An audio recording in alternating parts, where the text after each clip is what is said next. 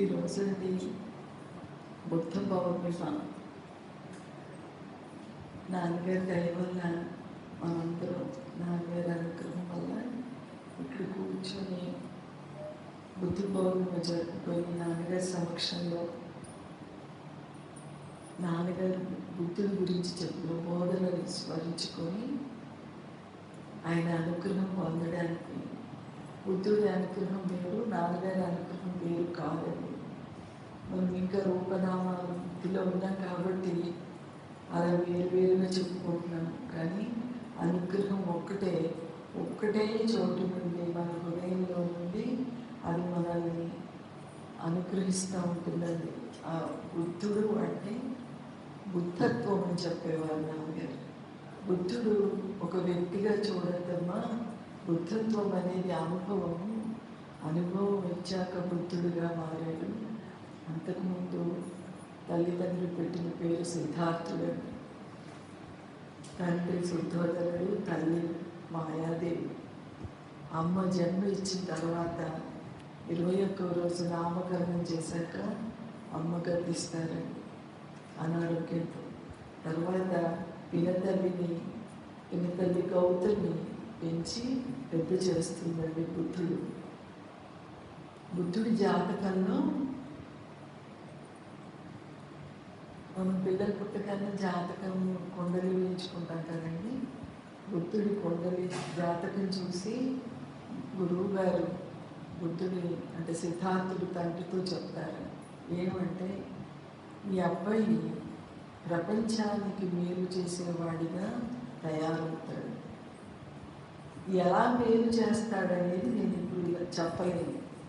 అవుతే చక్రవర్తిగా సర్వ సృష్టిని అలవచ్చు, లేక సన్యాసిగా మారవచ్చు అని వారి తండ్రికి చెప్తారండి. సాధారణంగా తల్లిదండ్రులు పిల్లలు సన్యాసులు అవ్వాలి, పిల్లలు జ్ఞానులు అవ్వాలని అనుకోరండి. పిల్లలు బాగా చదవాలి, చాలా సంపాదించుకోవాలి, పేరు ప్రతిష్టలు తెచ్చుకోవాలి, అదే వృద్ధిలోనికి రావడం అని తల్లిదండ్రులు ఆశిస్తారు. అలాగే శుద్ధోదరుడు కూడా సన్యాసి అవ్వకూడదు, బాహ్య సృష్టి ఏమీ తెలియకుండా నా కొడుకును పెంచుకుంటాను అనుకుని బుద్ధుడికి కావలసినవన్నీ లోపల అంతఃపురంలోనే ఏర్పాటు చేసి, అంటే బయటికి వెళ్ళకుండా సృష్టి ఏంటో తెలియకుండా పెంచుతాను, దుఃఖమేంటో తెలియకుండా నా కొడుకుని పెంచుకుంటాను అనుకునండి. బుద్ధుడిని అత్యంత గారాబంగా ఒక చక్రవర్తి, ఒక రాజు కాబట్టి రాజు కావలసిన విద్యలన్నీ సిద్ధార్థుడికి నేర్పించారండి. అన్ని రకాల విద్యలు, అన్ని విద్యల్లో సిద్ధార్థుడు ఆరితేరాడు. ఇంకా అప్పుడప్పుడే యుక్త వయసు వస్తున్నప్పుడు యశోధర అనే అమ్మాయిని ఇచ్చి బుద్ధుడికి పెళ్లి చేస్తారు. మనము బుద్ధుడి జీవితం ఇక్కడ అందరికీ, జీవితం గురించి అందరికీ తెలుసండి. అందరూ నాన్నగారి భక్తులే కాబట్టి ఎక్కువగా నాన్నగారి టీచింగ్ ఇష్టపడేవారు. కాబట్టి బుద్ధుడి గురించి సంక్షిప్తంగా చెప్పుకొని, అంటే బుద్ధుడు సన్యసించేంత వరకు చెప్పుకొని బుద్ధుడి టీచింగ్స్, నాన్నగారు మనకి ఏం చెప్పారు బుద్ధుడి గురించి అది చెప్పుకున్నాము ఈరోజు. సో బుద్ధుడికి పెళ్ళవుతుంది, ఒక కుమారుడు జన్మిస్తాడండి. ఆ అబ్బాయి పేరు రాహుల్. బుద్ధుడికి ఒకరోజు బయటికి వెళ్ళి అలా తిరిగి రావాలనిపిస్తుంది. అప్పుడు తన స్నేహితుడికి చెప్తాడు, నేను బయటికి వెళ్ళాలనుకుంటున్నాను, నాకు రథాన్ని సిద్ధం చేయని. స్నేహితుడితో కలిసి వెళ్తాడండి ఊరిలోకి, రాజ్యంలోకి. వెళ్తున్నప్పుడు అంటే మహాత్ముల యొక్క స్థితి అలా ఉంటుంది. ఎందుకు మహాత్ముల గురించి వెళ్ళాలి అంటే వాళ్ళకి వైరాగ్యం ఎలా వచ్చింది, వాళ్ళు ఎలా దేహం నుంచి విడిపడి అల్టిమేట్ సత్యం, హృదయంలో ఉన్న సత్యాన్ని కనుగొనడానికి ఎంత తప్పించారో మనకు తెలుస్తుందండి. అప్పుడు మనం ఎలా ఉన్నామో తెలుస్తుంది. అంటే మన తపస్సు ఎలా ఉంది, మనం ఎలా తప్పిస్తున్నాము అనే విషయం మనకు తెలుస్తుందండి. బుద్ధుడు బయటికి వెళ్ళిపోయిన తర్వాత కొంచెం దూరం వెళ్ళేసరికి ఒక రోగిష్టి వాడు కనిపిస్తాడండి. ఇదేంటి మనిషి ఇలా అయిపోయాడు అని అడుగుతాడండి సిద్ధార్థుడు. అడిగితే అతను రోగగ్రస్తుడై ఉన్నాడు. రోగమా? రోగం అంటే ఏమి అని అడుగుతాడు. అడిగితే అప్పుడు చెప్తారు, దేహానికి రోగం వస్తుంది, ఏదో ఒక రోగం వస్తుంది, ఆ రోగం వల్ల మనిషి మృతి చెందుతాడు. కాసేపు కొంచెం దూరం వెళ్ళాక ముసలివాడు కనిపిస్తాడు. పూర్తిగా పడ్డ ముసలివాడు వంగిపోయి వణుక్కుంటూ నడుస్తాడు. అప్పుడు సిద్ధార్థుడు మళ్ళీ అడుగుతాడు, ఇదేమిటి, మనం ఇలా ఉన్నాం, ఆయన అలా ఎందుకున్నారు అంటే అప్పటి వరకు సిద్ధార్థుడికి తెలియదు మనిషికి రోగం వస్తుంది, ముసలితనం వస్తుంది. అప్పుడు చెప్తారండి, దాన్ని ముసలితనం అంటారు. రేపు మన దేహాలు కూడా అలా అయిపోతాయి. కాలం వెళ్ళే కొలది దేహము మార్పు చెందుతుంది. పుట్టినప్పుడు ఉన్నట్టుగా ఉండదు, వయసులో ఉండము, వయసులో ఉన్నాక ముసలితనం వచ్చాక మారిపోతాం. ఇంకొంచెం దూరం వెళ్ళాక ఒక దేహాన్ని నలుగురు పాడ మీద మూసుకొని పోతుంటారు. అదేంటి అలా అలా ఎందుకు తీసుకెళ్తున్నారు అని అడిగితే, అతను మరణించాడు, శవం అయిపోయాడు, ఇప్పుడు ఆ దేహాన్ని తీసుకెళ్ళి దహనం చేస్తారు. అంటే బుద్ధుడు రోగము, ముసలితనము, చావు, ఇవన్నిటి నుంచి మనిషి తప్పించుకోలేడా? ఇవి మూడు దుఃఖమే కదా మనిషికి. ఎలా తప్పించుకోగలడు మనిషి? అసలు మూడింటి నుండి తప్పించుకోవడానికి మార్గం అంటూ ఉందా అనే ప్రశ్న బుద్ధుడి మనస్సులో కలుగుతుందండి. వెంబడే ఇంటికి వెళ్ళిపోదాం అంటాడండి బుద్ధుడు. ఇంటికి వెళ్ళిపోయిన తర్వాత ఆ ప్రశ్న బుద్ధుడి హృదయంలో తొలుస్తూ ఉంటుందండి.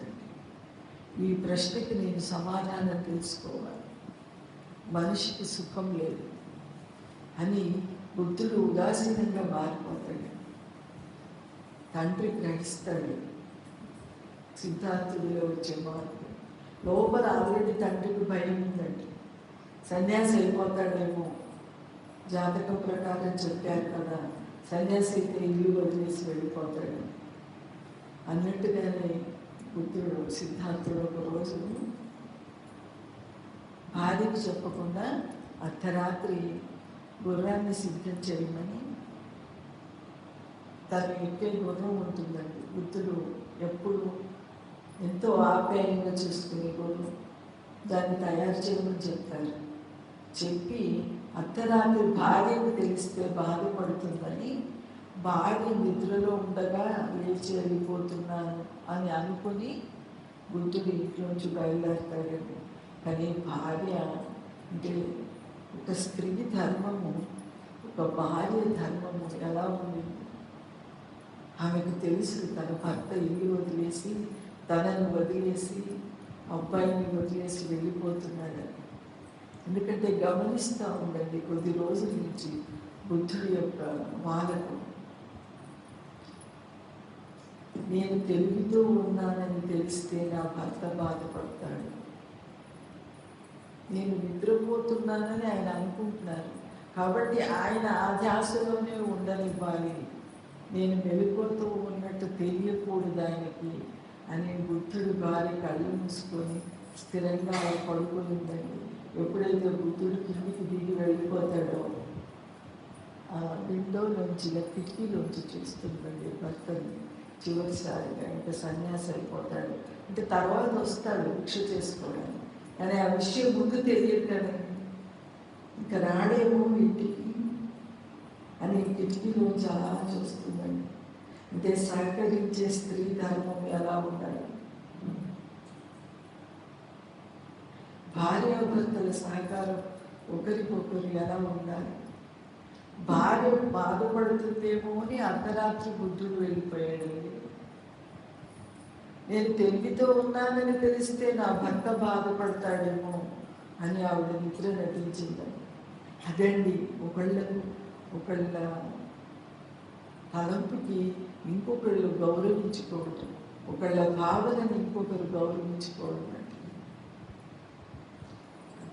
అలా బుద్ధుడు వెళ్ళిపోయి అడవిలో ఉండి ఆ గుర్రాన్ని పామేస్తాడండి ప్రేమగా. పామేసి ఇన్ని రోజులు నాకు వాహనమయ్యాను. ఒక జంతువులు మనం అనుకుంటాం వాటికి మాట రాదు, వాటికి తెలియదని, కానీ స్పర్శని ప్రేమని అర్థం చేసుకోగలవంటి జంతువులు. ఆ గుర్రానికి ధన్యవాదాలు చెప్పాడు, థ్యాంక్స్ చెప్పి దాన్ని ఫ్రెండ్కి చెప్తారు తీసుకొని వెళ్ళిపోతాను. అది కన్నీరు బారుస్తుంది, దానికి అర్థమైపోతుంది. సో బుద్ధుడు అలా వెళ్ళిపోయి ఈ ప్రశ్నకి సమాధానం కావాలి. మానవుడు దుఃఖము నుంచి ఎలా విడుదల పొందగలడు అని అన్ని రకాల సాధనలు చేశాడు. నాన్నగారు చెప్పేవారు, అమ్మ బుద్ధుడు ఒక చెట్టు కింద పుట్టాడు, ఒక చెట్టు కింద నిర్యాణం చెందాడు, బోధి వృక్షం కింద ఆయనకి రియలైజేషన్ అనుభవం పొందాడు. మళ్ళీ దేహం వదిలేసేటప్పుడు కూడా ఒక చెట్టు కింద దేహాన్ని వదిలేశాడు. బుద్ధుడి జీవితం అంతా ఒక చెట్టు కింద జరిగిపోయాడు. బుద్ధుడికి ఇల్లు లేదమ్మా, బుద్ధుడికి ఇల్లు లేదు, బుద్ధుడికి రాజ్యం లేదు. పైగా బుద్ధుడు ఏంటంటే నాన్నగారు చెప్పేవారు, తాను రాజ్యాన్ని వదిలేయడమే కాకుండా రాజ్యానికి వారసుడు లేకుండా చేశాడు. భార్యకి సన్యాసం ఇచ్చాడు, కొడుకుకి సన్యాసం ఇచ్చాడు, సౌతి తమ్ముడికి సన్యాసం ఇచ్చాడు, ఇచ్చి రాజ్యాన్ని ప్రజలకు అప్పగించేశాడు. ఎంతటి ఔన్నత్యం అండి! అంటే ఈశ్వరుడి యొక్క అన్వేషణలో, సుఖాన్వేషణలో నేను నాది జారిపోతుందని. మనకు తీవ్రమైన అన్వేషణ భగవంతుడు కావాలి అనే భక్తి కనుక ఉంటే, ఆ శ్రద్ధ ఉంటే, ఆ తపించడం ఉంటే, నేను నాదిని పోగొట్టుకోవడం కష్టం కాదండి. మనం పొందాల్సింది ఏదో మనకి అవగాహనలో ఉంటే ఎంతటి శక్తి, మహాశక్తిని మనం పొందబోతున్నాము. గురువు మనకు ఏ గమ్యము గురించి బోధించాడు అనేది మనకి బుద్ధిలో అవగాహన ఉంటే కనుక నేను నాది చాలా సులభంగా వదిలిపోతుందమ్మా మన నుండి. కానీ మన మనసుకి ఆ బ్రహ్మత్వము, ఆ బుద్ధత్వం అంటే ఏంటి, ఆ పూర్ణ సుఖం అంటే, హృదయంలో ఉన్న శాంతి అంటే ఏంటో మన బుద్ధికి అర్థం అవ్వట్లేదు. గురుబోధ వింటున్నాము, కానీ ఇప్పుడు ఒక ఇల్లు కట్టుకుంటామంటే ఆ ఇంట్లో ఉన్న సుఖం తెలుస్తుంది. డబ్బులన్నీ పోగు చేసి ఆ ఇల్లు కట్టుకుంటాం. బంగారం కొనుక్కుంటే బంగారం విలువ తెలుస్తుంది. మన దగ్గర ఉన్న డబ్బులన్నీ పోగు చేసి, మ్యాక్సిమం పోగు చేసి మనం బంగారాన్ని కొనుక్కుంటున్నాం. కానీ హృదయంలో ఉన్న మన సుఖము, మన శాంతి, మన ఆనందము వింటున్నాము, కానీ దాని గురించే జీవించగలుగుతున్నామా? బుద్ధుడు దాని గురించి అన్నీ వదిలేశాడు. రాజ్యాన్ని వదిలేశాను అనే తలపు కూడా బుద్ధుడిలో లేదటండి. నేను ఇది వదిలేశాను. మనం ఎవరికన్నా ఏదన్నా వస్తువు ఇస్తే ఇది ఇచ్చాను, ఇది ఇచ్చాను, ఇది ఇచ్చాను 4 సార్లు అనుకుంటాం. అని బుద్ధుడు రాజ్యాన్ని వదిలేస్తే కూడా తలకు కూడా లేదటండి. నేను రాజ్యాన్ని వదిలేసి వచ్చాను. కేవలం బుద్ధుడి మనస్సులో అండి తన గమ్యమే ఉంది. నేను దుఃఖం నుంచి విడుదల పొందాలి. ఎలాగా? ఏది పొందితే నేను ఈ దుఃఖము నుండి విడుదల పొందుతాను, దాని గురించి కొంతమంది 6 సంవత్సరాలని చెప్తారు, కొంతమంది 8 సంవత్సరాలని చెప్తారు. బుద్ధుడు చెయ్యని సాధన లేదు. బుద్ధుడు వెళ్ళని గురువు లేడు. ఆ కాలంలో సత్పురుషుల దగ్గర ఎవ్వరు కూడా అండి, అందరూ సాధన గురించి చెప్తున్నారు, కానీ ఎవ్వరూ తాను పొందినది తీసి అనుభవం చెప్పట్లేదండి బుద్ధుడు. ప్రతి గురువు సాధన గురించే చెప్తున్నారు. అందరూ చెప్పిన సాధన చేశారు. చివరికి హఠయోగానికి వస్తాడు బుద్ధుడు. దేహాన్ని క్షీణింపజేస్తారు. 40 రోజులు అసలు ఏమీ తీసుకోరండి, పూర్తిగా తపస్సులో ఉంటారు. ఏమైనా సరే భగవంతుడా అంటే బుద్ధుడు భగవంతుడా అని అనడండి. ఆ ఉన్న శక్తి, ఏ శక్తి ఉందో హృదయంలో ఆ శక్తి నాకు తెలియబడాలి, నేను తెలుసుకోవాలి. ఆ సుఖస్థితి, దుఃఖ రహిత స్థితి, ఈ మానవ జన్మ యొక్క గమ్యం ఏంటి, నేను అసలు ఎందుకు పుట్టాను ఈ భూమి మీద, అది తెలుసుకోవాలని తీవ్రంగా అండి తపస్సు చేసండి. చేసి చేసి చేసి అలసిపోతాడు బుద్ధుడు.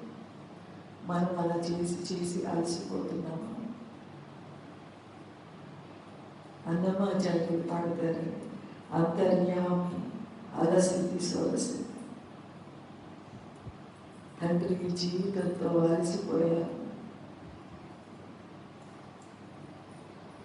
ఈ దేహంతో అలసిపోయాను, దేహ ప్రారంభంతో, ఈ మనసుతో అలసిపోయాను తండ్రి, నువ్వు కావాలి నాకు అని మనం ఏడుస్తున్నాము.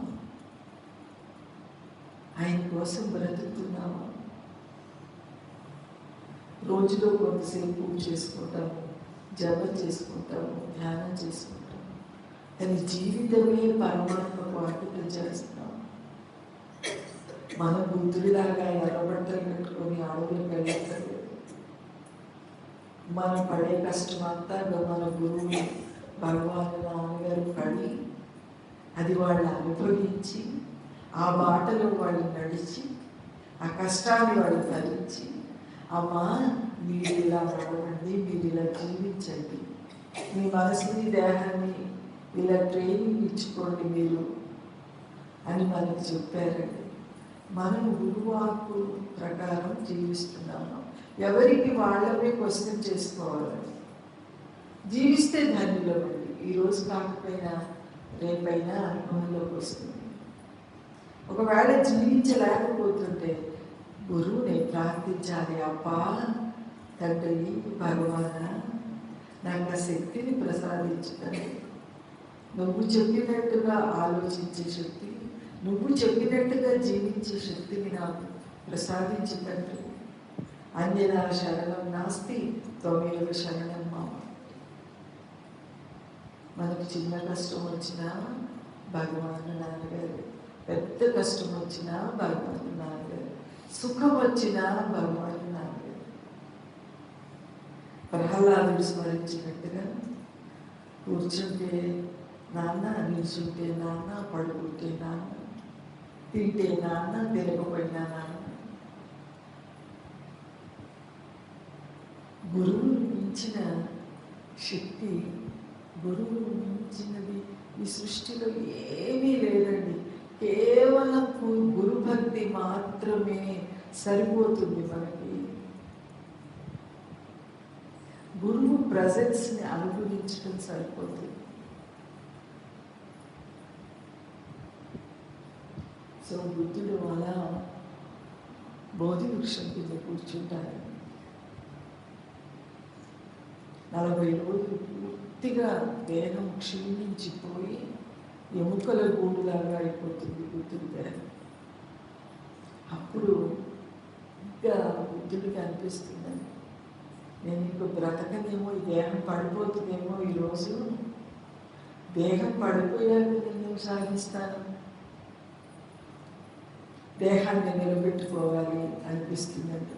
అప్పుడు సుజాత అనే అమ్మాయి ఆ బోధి వృక్షానికి నైవేద్యం పెట్టడం కోసం ఆయుసం తీసుకొస్తుంది.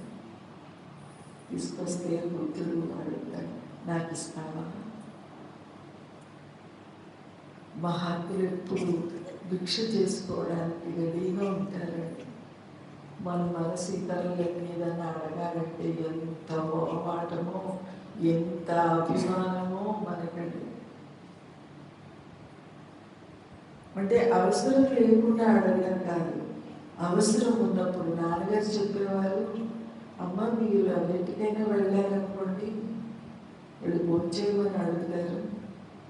ఒకవేళ మీకు ఆకలి వేస్తుంటే మీరు నేను భోంచేయండి అన్నప్పుడు భోంచేసేయండి అమ్మా. భోంచేయకపోతే అది అహంకార లక్షణం అవుతుంది. మీ లోపల ఆకలి మీకు తెలుస్తుంది. అక్కడ భగవంతుడు ఎదుటి వాళ్ళ బుద్ధిని కదిలించి భోజనం పెడతానని ఈశ్వరుడే అడుగుతున్నాడు. అడిగినప్పుడు నాకు వద్దంటే అది అహంకారం అమ్మా. అంటే మనం ఎన్ని సాధనలు చేసినా అభిమానాన్ని పోగొట్టుకోలేము. నేను అనే అభిమానం అని బుద్ధుడికి అది లేదమ్మా. సుజాతకు అడిగాడమ్మా, నాకు పాయసం పెడతావా? ఆవిడ నేనెవరో ఒక మహా తపస్సులాగా ఉన్నాడు, మొత్తం క్షీణించిపోయింది దేహం అని ఆ పాయసం ఇచ్చేస్తున్నాడు. ఇచ్చేస్తే ఆ పాయసం తినేసి బుద్ధుడు ప్రాణాన్ని నిలబెట్టుకుంటాడు. అప్పుడు బుద్ధుడి దగ్గర బుద్ధుడితో ఉన్నవాళ్ళు, అంటే బుద్ధుడు ఎప్పటికైనా అనుభవాన్ని పొందుతాడు, మాకు షేర్ చేస్తాడు, మాకు ఆ శక్తిని ప్రసాదిస్తాడని నమ్ముకున్న 5 శిష్యులు, వెంబడి శిష్యులు, అంటే అప్పటికి శిష్యులుగా మారరు. బుద్ధుడి కూడా మాకు 5 ఉంటారు. ఎప్పుడైతే బుద్ధుడు పాయసం తింటాడో అప్పుడు వాళ్ళు ఏమనుకుంటారంటే, ఈయన నేను పొందే వరకు ఏమీ తినను అనే హఠంతో ఉపవాస దీక్షతోటి ఈ వృక్షం కింద కూర్చున్నారు. ఈయన తన దీక్ష నుంచి తన మనసు చెల్లించిపోయింది, పాయసం తినేశారు. ఇంకా ఈయనకి ఏం అనుభవిస్తారు వస్తుంది, అది మనకేం చెప్తారు ఈయన అని 5 బయలుదేరి సారనాథ్ వెళ్ళిపోతారు. వెళ్ళిపోయిన తర్వాత పాయసం తిన్న తర్వాత అండి, బుద్ధుడు చెట్టు కింద కూర్చున్నప్పుడు అప్పుడండి బుద్ధుడికి పూట శరణాగతి కుదురుతుందండి. కంప్లీట్ అంటే అప్రయత్న శరణాగతి. ప్రయత్నం చేసి చేసి చేసి అలసిపోయి దేహము మనసు సృష్టించిపోయి ఇంక శక్తి లేక పరమాత్మకి శరణాగతి చెందుతారు. మనం ఇంట్లో ఫ్యాన్ వేసి కూర్చొని శుభ్రంగా భోంచేసి అప్ప నీకు నేను శరణాగతి చెందుతున్నాను అని నోటితో అని వచ్చే ప్రతి సంఘటనని నా జీవితంలో ఇలా ఎందుకు జరుగుతుంది అని కనుక ఆలోచిస్తే అది శరణాగతి కాదండి. బుద్ధుడిది శరణాగతి. పూర్తిగా శక్తినంతా కూడా తన హృదయంలో ఉన్న సత్యాన్ని తెలుసుకోవడానికి ఖర్చు చేశారా. నా తనువు, నా మనస్సు, నా ధర్మం, నా ప్రాణం అన్నీ నీకే అంటా ఉన్నవుతాడు. బుద్ధుడు అన్నీ ఇచ్చేశాడు, ఏమీ లేదు బుద్ధుడి దగ్గర. అప్పుడు లోపల ఉన్న హృదయంలో ఉన్న ఆనందము, సుఖము, శాంతి పొంగి బుద్ధుడిలోకి అనుభవం వస్తుందండి. బుద్ధత్వం వస్తుంది బుద్ధుడు. ఆ అనుభవం వచ్చాకండి సృష్టి, అంతకుముందు సృష్టి కనిపించింది, ఆ అనుభవం వచ్చాక సృష్టి కనిపించింది. కానీ దృష్టి మారిపోయింది. ఎక్కడా నెగిటివ్నెస్ లేదు బుద్ధుడికి. తాను ఏ కాంతిలో, ఏ శాంతిలో, ఏ ఆనందంలో ఉన్నాడో సృష్టి అంతా అదే దర్శనం ఇస్తాం బుద్ధుడు. తను ఏ స్థితిలో ఉన్నాడో ఆ స్థితిని దర్శిస్తున్నాడు. ఇంతవరకు ఉన్న స్థితి అబద్ధమని తెలుసుకున్నాడు. ఇన్ని రోజులు మానవ దేహం పొందే దుఃఖము, ముసలితనం, మరణము, చావు అంతా అబద్ధమే. కేవలం నా హృదయంలో ఉన్న సత్యము, అది నా అనుభవం అయ్యింది అనేది అనుభవపూర్వకంగా తెలుసుకున్నాను. నాన్నగారు మమ్మల్ని బుద్ధ పేరు తీసుకెళ్ళాలి. అప్పుడు నాన్నగారితో 10 మంది ఉన్నాము. ఆ బోధి వృక్షం కింద కూర్చున్నాము. నాన్నగారు నేను భర్తలో కూర్చున్నాను. కాసేపు కూర్చున్నాక నాన్నగారు అక్కడి వాళ్ళని పిలిచి హిందీలో అడగమన్నారు. మా భర్తకి చెప్పారు. ఇక్కడ బుద్ధుడికి అనుభవం వచ్చింది. అనుభవం వచ్చిన తర్వాత బుద్ధుడు 40 రోజులు, ఇంకొక 40 రోజులు ఒక చెట్టు కింద కూర్చున్నారు. అది ఎక్కడ, ఏ ప్లేస్ అని అడగమన్నారు. అడిగితే వాళ్ళకి తెలియలేదని వాళ్ళు చెప్పలేకపోయారు. నాన్నగారు అప్పుడు అన్నారు, అమ్మా నేను తీసుకెళ్తాను మిమ్మల్ని ఆ చెట్టు కిందకి రండి. అది ఇక్కడి నుంచి మన గిరి ఉంది కదండి, అంత దూరంలో ఉంది ఆ చెట్టు. ఈ బోధి వృక్షానికి ఆ గిరి ఉన్నంత దూరంలో. అమ్మ నేను తీసుకెళ్తాను మిమ్మల్ని, రండమ్మా అని తీసుకెళ్ళారు. తీసుకెళ్ళి ఇదమ్మా బుద్ధుడు కూర్చున్న చెట్టు.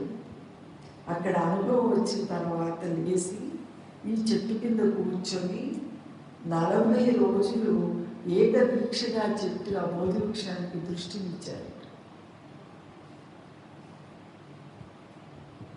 కృతజ్ఞతాపూర్వక దృష్టి.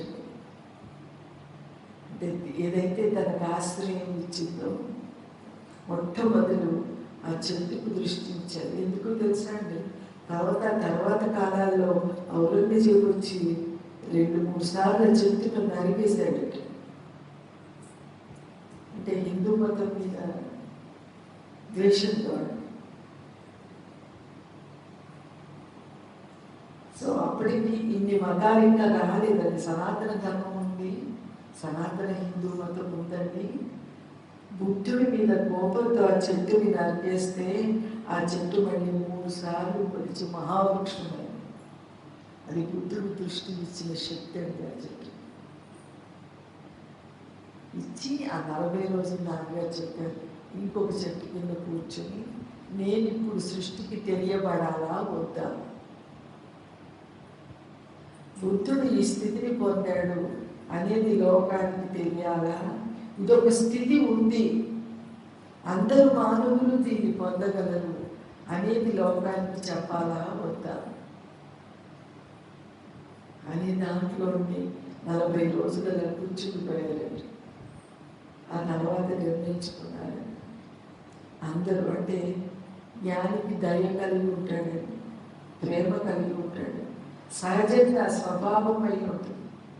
నీటికి తడి ఎలా స్వభావము, అగ్నికి వేడి ఎలా స్వభావము, అలా ఒక జ్ఞానికి ప్రేమ, దయ, జాలి అనేది స్వభావంగా కలిగి ఉంటుంది. నీటిని ముట్టుకున్నాక మనం తడపాలా వద్దా లేక అని నీరు ఆలోచించడం. నీటిలో చేయి పెట్టాక తడవకుండా ఉండము, తడిసిపోతుంది. అలాగే అగ్ని వేడిని ఎలా ఇస్తుందో సహజంగా అలా ఒక జ్ఞాని ప్రేమని, దయని, జాలి, కరుణ కలిగి ఉంటారు. సో మానవాళి పట్ల నేను పొందింది అందరూ పొందాలి, అందరూ సుఖపడాలి, అందరూ శాంతిగా ఉండాలి అని ముందు తనని ఎవరైతే వదిలేశారో ఆ 5గురిని వెతుక్కుంటూ వెళ్ళిపోతాడు. అయ్యో పాపం వాళ్ళు నాకు అనుభవం రాదు అని నన్ను వదిలేసి వెళ్ళిపోయారు, నేను పొందింది ముందుగా వారికి చెప్పాలి. వారు వదిలేశారండి, కానీ బుద్ధుడు వాళ్ళని వదిలేది. అది గురువు దయ. ఒక్కసారి గురువు వీక్షణలో నాన్నగారి దృష్టిలో మనం పడితే మనం వదిలేద్దాం అనుకున్నా నాన్నగారు మనల్ని వదిలేయరు. అంటే ఇక్కడ ఒక విషయం చెప్తానండి. నాన్నగారి దగ్గరికి ఒకసారి మా చిన్న చెల్లెలు వచ్చిందండి. ఇక్కడ దర్శనం చేసుకోవడానికి వస్తే నాన్నగారు ఇక్కడ బ్రహ్మక్షేత్రంలో ఉన్నారు. నాన్నగారి సమక్షంలో తను కూర్చున్నప్పుడు తను ఏం అడిగిందంటే, నాన్నగారు మేము మీ దగ్గరికి రాకముందే సుఖంగా ఉన్నాం, ఇప్పుడు సుఖంగా ఉండలేకపోతున్నాం తండ్రి, ఇప్పుడు దుఃఖంలో చిక్కుకొని పోయాం మీ దర్శనం అయ్యాక. ఎందుకంటే మీ దగ్గరికి రాకముందు మేము బురదలో ఉన్నామనే విషయం మాకు తెలియదు నాన్నగారు. పంది ఎలాగైతే బొద్దే సువాసన అనుకుంటారో, మా అహంకారంలో నేను నాది మమకారంలో పడి కొట్టుకొని అదే సుఖ జీవితం, అదే కరెక్ట్ జీవితం అనుకున్నాం. మీ దగ్గరికి వచ్చి మీ బోధ విన్నాక మేము ఎంత బురదలో ఉన్నాము, ఎంత అజ్ఞానంలో ఉన్నాము, ఎంత చీకటిలో ఉన్నామనే విషయం మాకు అర్థమైంది. కానీ మేము దాంట్లో నుంచి బయటపడలేకపోతున్నాం నాన్నగారు. తెలిసింది, కానీ మా ప్రయత్నం వల్ల మేము ఆ బోధ నుంచి బయటపడలేకపోతున్నాం. ఎలా నాన్నగారు? రాత్రి పగళ్ళు మా మనసు మమ్మల్ని వేధిస్తుంది. మేము చేసేది ప్రతిదీ పొరపాటు తెలుస్తాం. ప్రతి ఆలోచన పొరపాటు, ప్రతి పని పొరపాటు. ఎందుకంటే నేను చేస్తాను, ఇది నాది అనే భావన మాకు పోవట్లేదు. ఎలా నాన్నగారని వెక్కి వెక్కి వచ్చేసిందటండి. దాని పొంగంతా తడిచిపోయిందంట. తలవంచుకొని ఇది నాన్నగారికి చెప్పి దుఃఖం వచ్చేసింది దానికి. అది చాలాసేపు ఏడ్చేసిందట. నాన్నగారు దాన్ని ఏడుపు ఆగిపోయేంత వరకు అలా చూస్తూ ఉన్నారట. అది కాసేపు అయ్యాక తలెత్తిందట. ఎత్తి నాన్నగారు పోయి చూసిందట. మళ్ళీ చూస్తే నాన్నగారు అన్నారటండి, అసలు ఆ ఒక్క వార్త సరిపోతుందండి. అమ్మా, నువ్వు బురదలో ఉన్నావని ఏ శక్తి అయితే నీకు తెలియపరిచిందో ఆ శక్తే నిన్ను బురదలోంచి పైకి తీసుకొస్తుంది. కంగారు పడు. నాన్నగారిని అదేమో నాన్నగారిని అడ్రస్ చేసి చెప్పింది.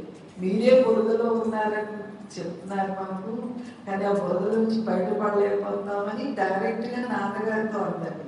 కానీ నాన్నగారు అనేటప్పుడు నేను అనేది నాన్నగారు దగ్గర లేదు కదండి. నేను తీసుకొస్తున్నానని అలా నేను వాడను నాన్నగారు, ఎందుకంటే అది లేదు కాబట్టి. నాన్నగారు ఏం చెప్పారంట, ఏ శక్తి అయితే మీరు బురదలో ఉందని మీకు తెలియచేసిందో ఆ శక్తే మిమ్మల్ని బురదలోంచి బయటపడేస్తుంది. అంటే ఏ గురువు అయితే నిన్ను బోధించాడో, దేనిలో నుండి నిన్ను బయటపడమని బోధించాడో ఆ గురువే నిన్ను బయటికి తీసుకొస్తాడమ్మా, కంగారు పడు. అదండి నాన్నగారు. మనం ఎంత విశ్వాసంగా ఉండాలి, ఎంత సహకరించాలి. మనకి లోపల తలంపుల రూపంలో, వాసనల రూపంలో, ప్రార్థన రూపంలో నాన్నగారు తీసుకొచ్చినంత ట్రైనింగ్ అవ్వాలి. మన జీవితం, రోజువారీ జీవితం, ప్రతి సెకండ్ మనకి ట్రైనింగ్. ఎవరికైనా జాబ్ ఇచ్చారనుకోండి, వాళ్ళకి కొంతకాలం ట్రైనింగ్ ఇస్తారండి, ఒక 6 నెలలు, సంవత్సరం. మనకు జీవితకాలము ట్రైనింగ్. దేనికోసము? మోక్ష సుఖం అనుభవించడం కోసం. ప్రతి సెకండ్ ట్రైనింగ్ ఇవ్వాలి. బుద్ధుడు వాళ్ళ దగ్గరికి వెళ్ళి బోధిస్తాడటండి. తర్వాత బుద్ధుడు అష్టాంగ మార్గం గురించి చెప్పాడు. 8 రకాల సాధన చెప్పాడు. అంటే 8 రకాలుగా భగవంతుడిని పొందాలంటే మన మనస్సుని 8 రకాలుగా ట్రైనింగ్ చేసుకోవాలంటే మనం. ఫస్ట్ది సరి అయిన వాక్కు. మాటే కదా అనుకుంటామండి, మాట అమృతం అండి. నాన్నగారు చెప్పేవారు, అమ్మ, శరీరంలో ప్రతి అవయవము ఒక్కొక్క పని చేస్తుంది. కళ్ళు చూస్తాయి, చెవులు పెడతాయి, చేతులు పని చేస్తాయి, కాళ్ళు నడుస్తాయి. కానీ నాలుక 2 పనులు చేస్తుందమ్మా. ఏంటంటే అన్నం తిని పెడుతుంది, నవ్వులు పెడుతుంది, వాక్కు రావడానికి సహకరిస్తుంది. నాలుగు బుద్ధుడు వాక్కు, సరైన వాక్కు. నీకు అవసరం అనిపిస్తేనే ఆ మాట మాట్లాడు. నాన్నగారు చెప్పేవారమ్మా, మనము ఒక మాట మాట్లాడితే ఆ మాట ఎదుటి వాళ్ళకి జ్ఞానవంతంగా ఉండాలి, జ్ఞానం ఇవ్వాలి, లేకపోతే నీకైనా జ్ఞానం ఇవ్వాలి.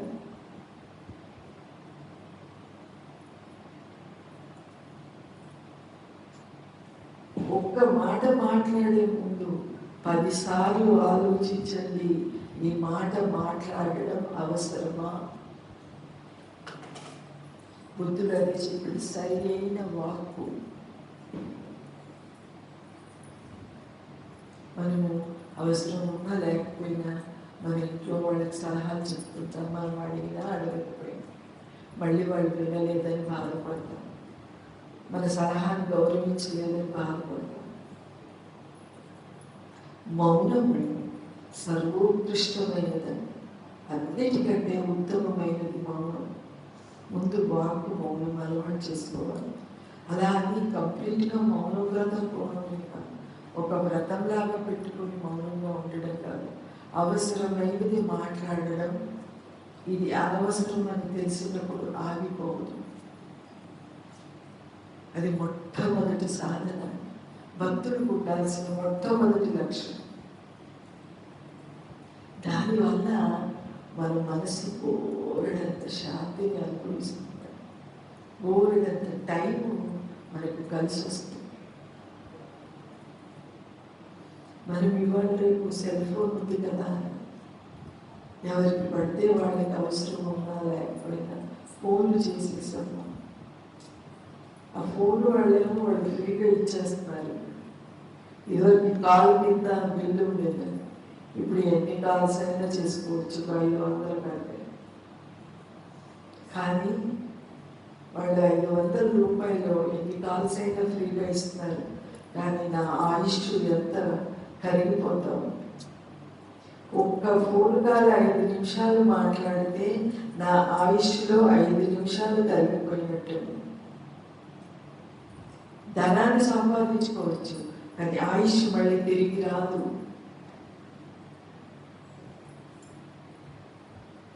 పిల్లలకు ఫోన్ చేసి ఏమడుగుతున్నారు, ఏం తిన్నారు, మీ అత్తగారు ఏం చేస్తున్నారు, మీ మామ, ఎందుకంటే ఇవన్నీ అవసరమా? మన సహా అవసరమా? ఎవరి ప్రారంభంలో ఉన్నట్టుగా వాళ్ళు తింటారు, ఎవరి ప్రారంభంలో ఉన్నట్టుగా వాళ్ళ జీవితం గడిచిపోతుంది. మీ ఇంట్లో అత్తమామలు ఉంటే అడగండి, మీకు ఏది వండాలి ఈరోజు, మీకేం కావాలి. అది అవసరం అండి, ఆ వాక్కు అవసరం.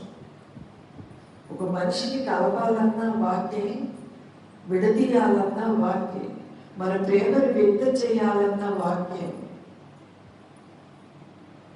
ప్రేమించడానికి వాక్కును వాడుకుంటాం మనందరం. కాబట్టి బుద్ధుడు చెప్పాడు, మొట్టమొదటి సాధన వాక్కు, సరి అయిన వాక్కు. సరిగ్గా మాట్లాడటం నేర్చుకుంది భక్తుడైన వాడు. నాన్నగారు చెప్పి చెప్పి చెప్పి చెప్పి ఆయన జీవితం అంతా కూడా కొవ్వొత్తిలాగా కరగబట్టేసి మనకు బోధించారు. రెండవది, వాక్కు సరిగ్గా ఉన్నప్పుడు సరి అయిన క్రియ, నువ్వు చేసే కర్మ సరిగ్గా ఉండాలి. భగవంతుడు మనకి ఇంద్రియాలు ఇచ్చాడు కదా, కర్మేంద్రియాలు. ఆ కర్మేంద్రియాలని సరిగ్గా వినియోగించుకో. కళ్ళు ఏం చూడాలంటున్నాయి, చెవులు ఏం వినాలంటున్నాయి, కాళ్ళు అక్కడికి వెళ్ళాలంటున్నాయి. వీటన్నిటినీ నడిపేది మనస్సు. అందుకని మనస్సుకు ట్రైనింగ్ ఇవ్వమంటున్నాడు బుద్ధుడు. వెల్ ట్రైన్డ్ మైండ్ అంటే, వెల్ ట్రైన్డ్ మైండ్ ఉండాలి, పర్ఫెక్ట్నెస్ ఉండాలండి మానవ జీవితానికి, పూర్ణత్వం ఉండాలి. ఒక్క రోజైనా మనం పరిపూర్ణంగా భగవంతుడి కోసం జీవించగలిగితే చాలు. ఒక్కరోజు గురువు చెప్పినట్టుగా జీవితమే మారిపోతుందమ్మా ఒక్కరోజు. ఎందుకంటే ఆ ఒక్కరోజు మనకి రుచి తెలుస్తుంది. కంట్రోల్నెస్లో వెల్ కంట్రోల్డ్ మైండ్ అని చెప్తారు. మన మన మనల్ని ఎవరు బాగుపరచరు, మనల్ని మనమే బాగుపరుచుకోవాలి. మన మనసుకి గురువు దగ్గర విన్నది మనమే చెప్పుకోవాలండి. ఇంట్లో మనసా నువ్వు ఇలా ఉండవే, గురువు చెప్పింది స్వీకరించే మనసా అని నీ మనసుకు నువ్వే చెప్పుకోవాలి.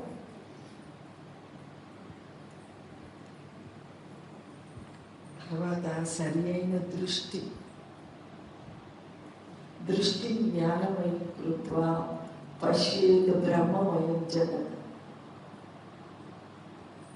ఆచార్య వారు చెప్తారని, భగవాన్ చెప్తారని భాషలో. దృష్టి జ్ఞానమయం కృత్వా, నీ దృష్టినంతా జ్ఞానమయంగా చేసుకో.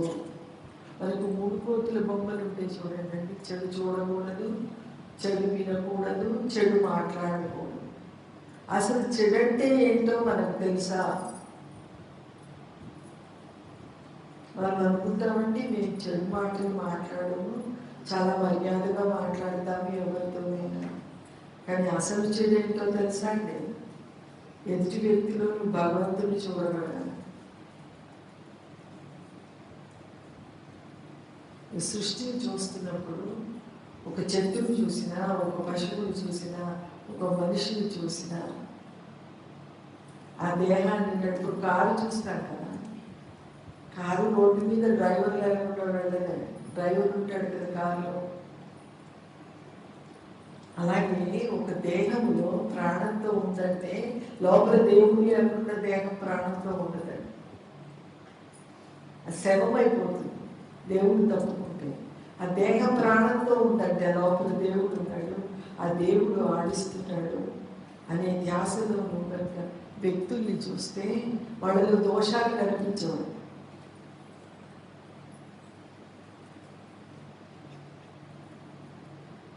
అంటే వాళ్ళు తప్పుగా ప్రవర్తిస్తున్నా భగవంతుడు కదా వాళ్ళ వాసన ప్రకారం వాళ్ళని ఆడిస్తున్నాడు.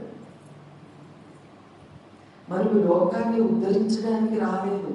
భగవాన్, నాన్నగారు, బుద్ధుడు లోకాన్ని ఉద్ధరించడానికి వచ్చారు. మన దేహాలు వాసన ప్రారంభాన్ని అనుభవించడానికి వచ్చారు. నాన్నగారు వారి జడ్జిమెంటల్గా ఉండకు, వాళ్ళు మంచివాళ్ళు, వీళ్ళు చెడ్డవాళ్ళు, నీకెందుకు? నువ్వు సృష్టిలోకి ఎందుకు వచ్చావంటే నీ పని చేసుకోవడానికి నువ్వు వచ్చావు. అందుకేనండి సరైన దృష్టి అంటే జ్ఞాన దృష్టి కలిగి ఉండు, అలవాటు చేసుకో. మా జ్ఞాపకం ఉండట్లేదండి, మాకు బుద్ధిలో రావట్లేదండి, మాకు స్ఫురణ రావట్లేదండి, మాకు ఎరుక రావట్లేదండి. ఇదంతా ఎస్కేపిజం అండి. భగవంతుడు క్షమించదు నువ్వు పైకి వెళ్ళాక అలా చెప్తే మరణం. ఎందుకంటే మన జీవితంలోకి గురువుగా కూడా వచ్చాడు కదండి, వచ్చి బోధిస్తున్నాడు కదా. ఇప్పుడు క్లాసులో కూర్చున్నప్పుడు టీచర్ 30 మంది 40 మంది ఉంటే అందరికీ సమానంగా పాఠం చెప్తారు కదండి. ఎగ్జామ్ పాస్ అవ్వలేకపోయాడంటే వాడు ఇంటికి వెళ్ళాక చదువుకోలేదని అర్థం. అలాగే అందరి భక్తుల మీద సమానమైన అనుగ్రహం ఉంటుంది గురువుకి. నాన్నగారు మనందరినీ సమానంగా బోధించారు.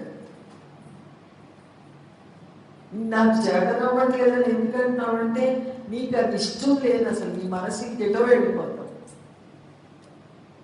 అది చూసుకో. వెల్ ట్రైన్డ్ మైండ్ ఉండాలన్నాడు బుద్ధుడు. సరి అయిన శిక్షణ నీ మనసుకి ఇచ్చుకో, నీ దృష్టిని మార్చుకో. ఇప్పుడు వాళ్ళంతా కష్టపడ్డారు, మనం కష్టపడట్లేదు. మనల్ని ఏసీలో కూర్చోబెట్టి, ఫ్యాన్ల కింద కూర్చోబెట్టి నాన్నగారు బోధ చేస్తున్నారు. ఇప్పుడు ఇంటికి వెళ్ళి మనం ఏం చెయ్యాలి? ఈ క్షణం నుంచే నాన్నగారు చెప్పినట్టుగా జీవించడానికి ప్రయత్నం చేస్తాను. Best of my ability. నాకెంత చేతనమో అంత నేను ప్రయత్నం చేస్తాను భగవంతుడి కోసం. ఒక నిర్ణయం తీసుకోండి. మనందరము ఒక నిర్ణయం తీసుకోవాలమ్మా. ఎందుకంటే ఒక 100 సంవత్సరాల తర్వాత ఇక్కడ ఎవరు ఉన్నాం. నాన్నగారు 100 సంవత్సరాలు అనేవారు. అని నేర్పించారు అలా అనడం. ఎందుకంటే వెలిగిగా మాట్లాడకూడదు కాబట్టి. కానీ ఎప్పుడు వెళ్ళిపోతామో తెలియదు.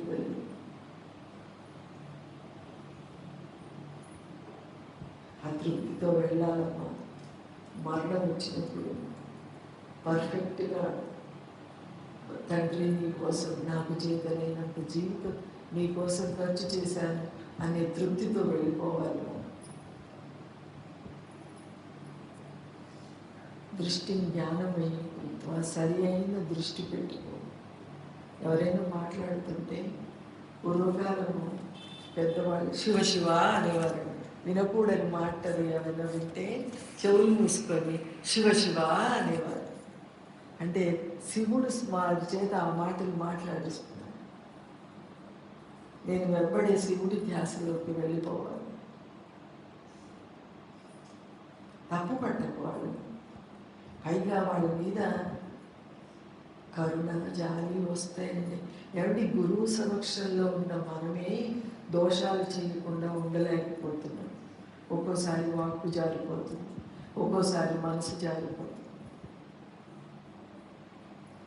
పాప గురువు ఈ సృష్టి అంతా అందరికీ గురువులు ఉంటారు కదా. మన ఇంట్లో 10 మంది ఉంటే 10 మంది గురువు వాళ్ళు వెళ్ళలేరు కదా. వాళ్ళని మనమే అర్థం చేసుకోవాలి కదా. మనమే ప్రేమించి జారిపడాలి వాళ్ళ పట్ల. సో చెడు చూడకు అంటే జీవుణ్ణి చూడకు, దేవుణ్ణి చూడమని. చెడు వినకు అంటే జీవుడు మాట్లాడుతున్నాడు అని వినకు, అక్కడ దేవుడు మాట్లాడిస్తున్నాడు అనే ధ్యాసలో.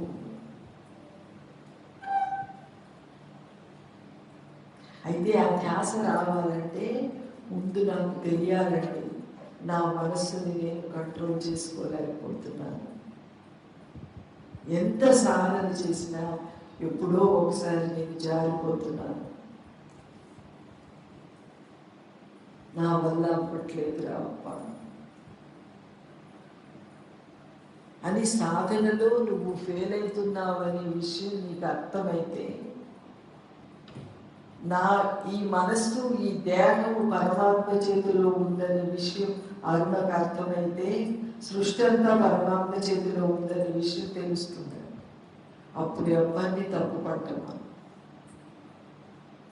అది సరైన దృష్టి. అంటే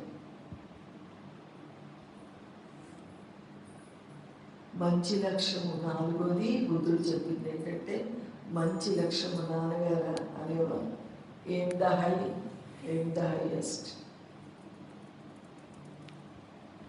నువ్వు ఒక వస్తువు కొనుక్కోవాలంటే బజార్లో చీర కోసం వెళ్తే మంచి చీర తెచ్చుకోవాలి, నగ కోసం వెళ్తే మంచి నగ తెచ్చుకోవాలి, ఇల్లు కట్టుకుంటే మంచి మెటీరియల్ పెట్టుకోవాలని ఆశిస్తాం.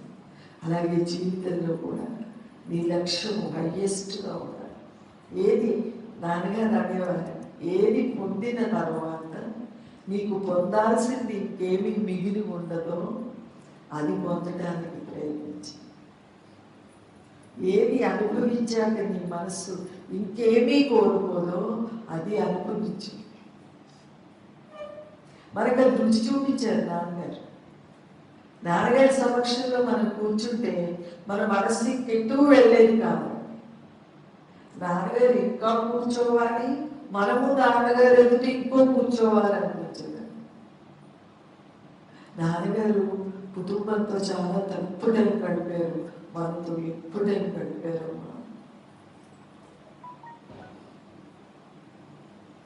నాన్నగారు పిల్లలకు కూడా అంత టైం ఇవ్వలేదు. నాన్నగారు వారి కూతురు మన ఎదురుకుండా కూర్చొని ఉన్నారు. వారిని ఎంతో రుణపడి ఉన్నామమ్మా మనం. మామూలు తండ్రి అండి. మామూలు తండ్రి అంటేనే పిల్లలకి ఎంతో ప్రేమ ఉంటుందండి. జగత్తుకు తండ్రి అయిన తండ్రి అండి. వాళ్ళ ముందర ఆయన సమక్షంలో ఉండాలి. కానీ పొద్దుస్తమాను మనమే ఉండేవారు. నాన్నగారి కాలాన్నంతా మనం తినేసాము.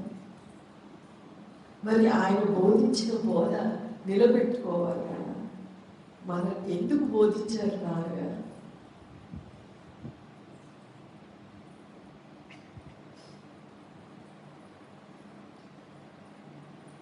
ప్రహ్లాదుడు నారాయణుడిని ఎలా స్మరించాడు? మనము ఎవరికి వాళ్ళం. నేను నా నాన్నగారికి నేను ప్రహ్లాదుడిలాగా ఉంటాను, నేను నా గురువుకి ప్రహ్లాదుడిని అయిపోతాను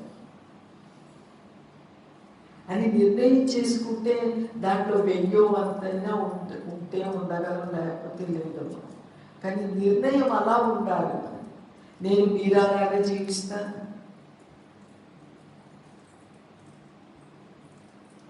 మామూలు విషయాల్లో మంచి కావాలి, మంచి వస్తువులు కావాలని కోరుకుంటున్నాం.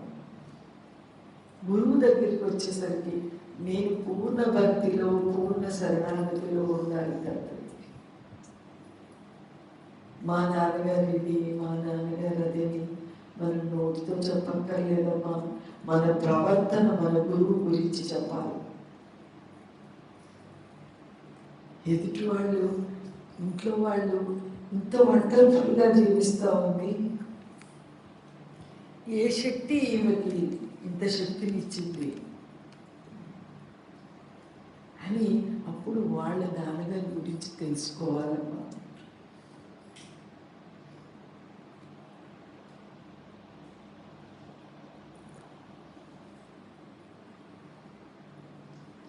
ప్రయత్నాలు ఐదో సూత్రం చెప్తున్నారు బుద్ధుడు. ప్రయత్నాలు సక్రమంగా ఉండాలి. అంటే ఇప్పుడు మనం జిన్నూరు రమణక్షేత్రం రావాలనుకొని పాలకొల్లు వైపు పెడితే రాలేం కదండి. మన దారి కరెక్ట్ అయినప్పుడే మనం వెళ్ళాలనుకున్న గమ్యానికి చేరుకోగలుగుతాం. మన ప్రయత్నం కరెక్ట్గా ఉన్నప్పుడే మనం చేరుకోగలుగుతామమ్మా. నేను నాదిని పోగొట్టుకుంటేనే కానీ, అరుణ జీరో అయితేనే కానీ భగవంతుడు మిగిలిపోతాడు. అరుణ ఉంటే భగవంతుడిని పొందడం కాదండి. ఇప్పుడు నేను ఒక వస్త్రం ధరించాలంటే నాకు ఒక దేహం ఉండాలి. అప్పుడు నేను అన్నం తినాలంటే నేను ఉండాలి, భోజనం చేయాలంటే. ఇలా కాదండి మోక్షం అంటే. ఈ చీర కట్టుకోవడం నాకు ఒక అనుభవం, అన్నం తినడం ఆకలి తీర్చుకోవడానికి ఒక అనుభవం. భగవంతుడిని అలా పొందలేం మనం.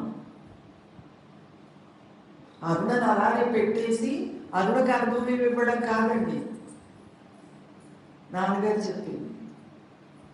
అరుణని అరుణే తీసేసుకోవడం సాధన. దానికోసం ఇవన్నీ చేస్తున్నాడు.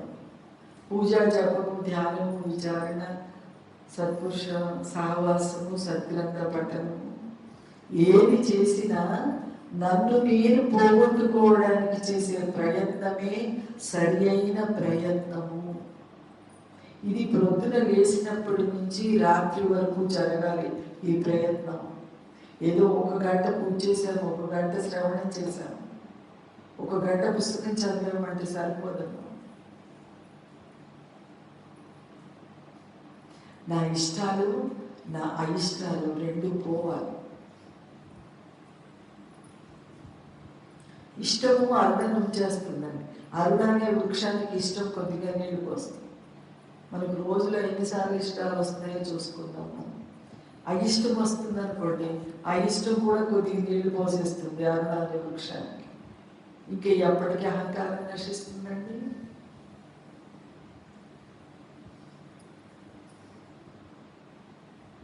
అందుకని నాన్నగారు ఏమన్నారంటే, ఈ మాట మాట్లాడేది నాన్నగారి దగ్గరికి ఒకసారి నేను వచ్చి, అంటే ఎగ్జాంపుల్ చెప్తే తొందరగా పట్టుకోగలుగుతాం మనం అని చెప్తున్నాను. వాకిట్లో కూర్చున్నాను, అడుగు మీద నాన్నగారి దగ్గర కూర్చుంటే, అమ్మ అన్నా ఎంత భక్తిగా ఎంత శ్రద్ధగా వచ్చావమ్మా నా కోసం అన్నారు. ఏమీ మాట్లాడారు, మౌనంగా కూర్చున్నాను. మళ్ళీ కాసేపు అటు ఇటు చూసి భక్తులను పలకరించి మళ్ళీ నా వైపు చూసి, ఎంత భక్తిగా శ్రద్ధగా వచ్చావమ్మా అరుణ అన్నారు. అప్పుడు ఏమి మాట్లాడారు అంటే, మనం ఎంత మన అహంకారం లేచి పడుతుందో మనకు చూపించాలండి గురువు. అలా చూపించకపోతే ఇప్పుడు డాక్టర్ దగ్గరికి వెళ్తే ఎలాగైతే టెస్ట్ చేసి రోగం తగ్గిందా లేదా నిర్ణయం చేస్తాడు, గురువు వాక్కులతోటి మనకు చూపిస్తాడు. నాన్నగారు ఎవరి గురించైనా అడిగేవారు, వారు ఎలా ఉంటున్నారమ్మా, మనం ఏదో పెద్ద జడ్జిమెంటల్ మధ్యలో తెలిసేసినట్టు చెప్పేసేవారు. వాళ్ళు చాలా భక్తిగా ఉంటారు, శాంతిగా ఉంటారు, చాలా మంచివారు నాన్నగారు. ఏమండి, గురువు అంటే హృదయంలో ఉన్న చైతన్య శక్తి అండి. మనం ఏమనుకుంటామంటే మనం పాజిటివ్గా మాట్లాడుతున్నాం అనే విషయం నాన్నగారికి తెలియాలి, నేను అందరి గురించి మంచిగా మాట్లాడతాను అని అనుకుని ఇంక నాన్నగారు అడిగితే చాలా చెప్పేసేవాడు. ఆయనకు తెలియదా ఒక తల్లికి బిడ్డల గురించి చెప్పాలా అండి, బిడ్డలు ఎలాంటి వాళ్ళు అనేది తల్లికి. మీ పిల్లల గురించి వచ్చి నేను మీకు చెప్తా ఉంటే మీకు ఏమనిపిస్తుంది? అలా ఒక గురువుకి వాళ్ళ భక్తుల గురించి ఆయన అడుగుతాడు. ఎందుకంటే మనం ఎంతవరకు ఎలా ఎగిసిపడుతున్నామో చూపించడానికి.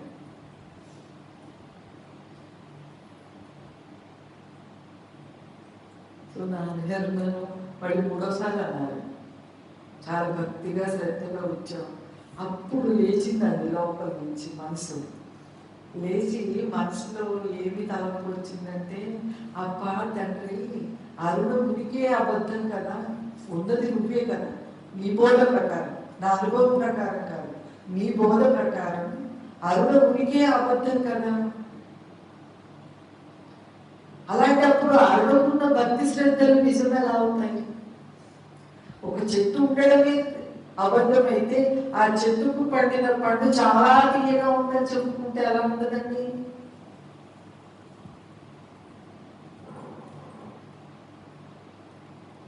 అక్కడ ఏది ఉన్నా ఆ లక్షణాలు గురువు అండి, చైతన్య లక్షణాలు. ఒకవేళ జీవుడిలో ఏదన్నా ఉందనుకోండి, ఆ గురువు ప్రసాదించింది అవుతుంది, కానీ జీవుడి సొంతం కాదండి అది.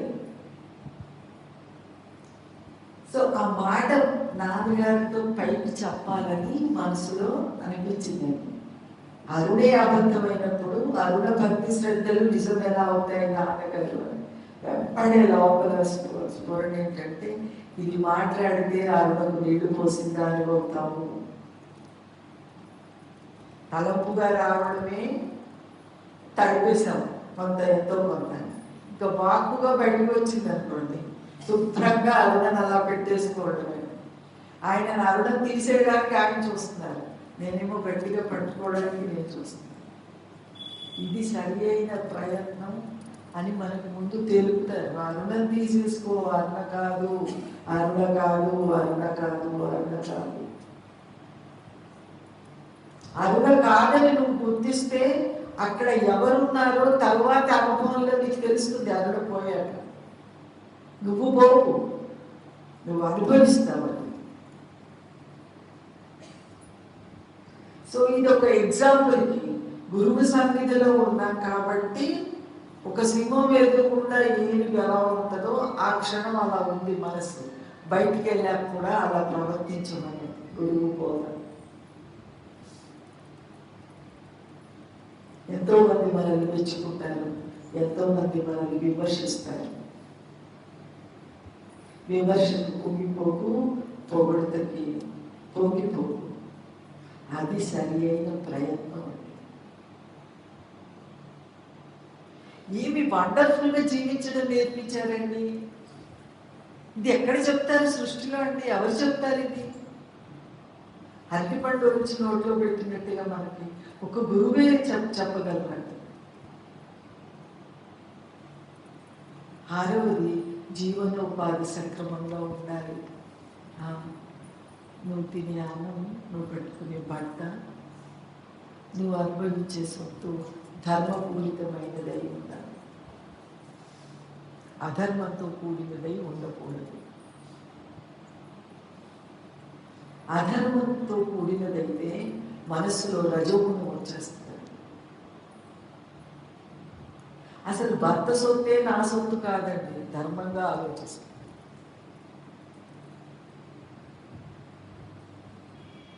భర్త కష్టపడి సంపాదించిన సొత్తు నా సొత్తు ఎలా అవుతుందండి? ఎంతవరకు నాని నేను ఎంత కష్టం చేస్తున్నానో అంతవరకు అండి. నేను కుటుంబంలో కష్టపడుతున్నాను కదా, ఈ ర్యాంక్ కష్టపడుతుంది, భోజనం కావాలి, కట్టుకోవడానికి పంట కావాలి.